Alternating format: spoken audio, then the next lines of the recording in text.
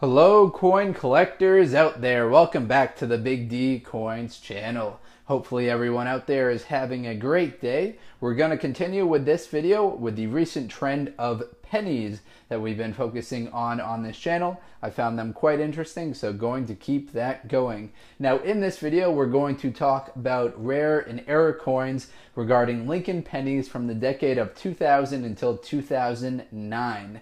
Now we're going to focus in on three of them specifically: the 2000 wide AM, the 2000 extra beard penny error, as well as the 2009 formative years reverse doubled die regarding some extra fingers. Now these are some more advanced areas for you to look at. Generally speaking, when you start out coin collecting and coin roll hunting like me, you're looking at pennies and you're just focusing on collecting wheat pennies. And that will kind of drive the whole purpose of a coin search, is just looking for those wheat pennies. Then after a while you start to stack up wheat pennies, and you've got so many wheat pennies that you start to look for other coins that might be valuable as well while you're doing that coin search. So here are some things that you should look for pennies that were made from 2000 until 2009. The key at looking at these is just getting through enough repetitions so that you can become familiar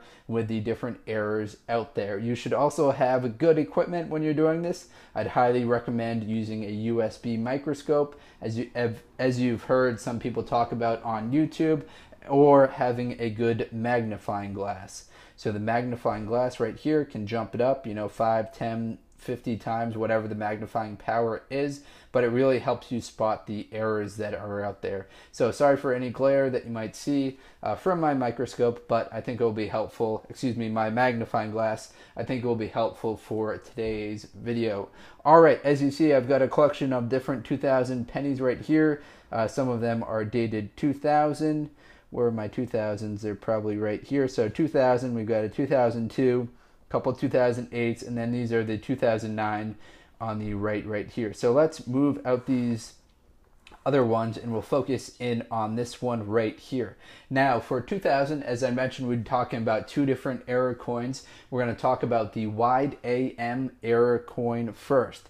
So to see the wide AM error, you need to zoom in, flip it over, and then look at the reverse right here. So I'll first show you what the AM error is. So you're going to want to focus on the AM of America in the top right of the coin. So you can see this version right here, the A and the M at the bottom, they're almost touching. This indicates that it is the closed AM version. So what we want to be looking for is the wide AM, unfortunately, but here's a little bit of background about the separation of dates. So in 1993, the reverse side of design of both business class and the proof coins transitioned from the wide AM, normally found on 1992 and prior cents, to the closed AM. So in 1993, they switched over to the closed AM for both the proof and the normal coins. Then in 1994, the mint reverted back to the wide AM, except just for the proof coins. So the business class strike coins in 1994 and after should have the closed AM, but the proof coin should have the wide AM. So the key dates that people have documented errors in which the proof design of the wide AM was used for the business class strike coins are 1998, 1999, and 2000. Some business class strike coins in those years have been found with the wide AM, indicating that they were used the proof reverse design. So a second look right here, we can see that the AM in America for this 2000 penny has a closed AM, which is what it should have. Now the next error that we're going to talk about is actually 2000, but we're just going to use this one right here as an example, this 2008, as it's just a nice clean coin. So the 2000 error that we're looking for regards the extra beard penny error.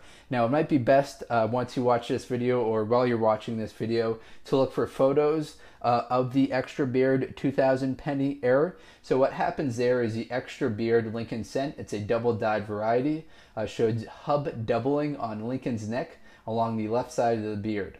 So what you want to look for is kind of extra hair It looks like extra hair, but it's also kind of like the die kind of bounced a little bit when it hit and then settled into its normal position. So look for that extra bounce that causes what appears to be some extra hair on Lincoln's neck.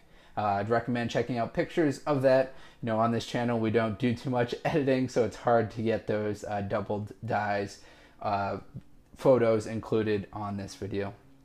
And next up, we're going to talk about the third of the list. It's the 2009 reverse design for the formative years. So the error coin that exists for the reverse design is a doubled die reverse, focusing mostly on Lincoln's fingers. Now I'm going to take you a quick look at the cherry picker's guide right here. Hopefully this can transition. So see all those varieties right there? Those all have to do with the 2009 formative year doubled dyed penny. So there are a lot of different errors out there. Some of them range from $5 to $50 for almost uncirculated coins.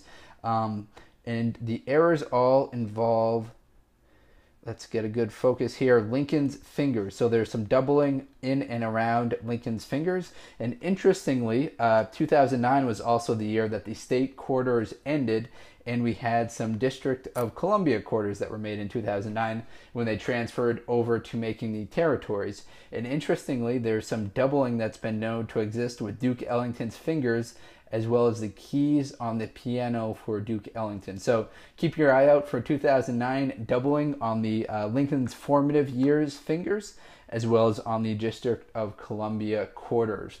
Now that's all of the three that we're going to talk about today. Obviously, I excluded a lot of double-dyed errors from this video.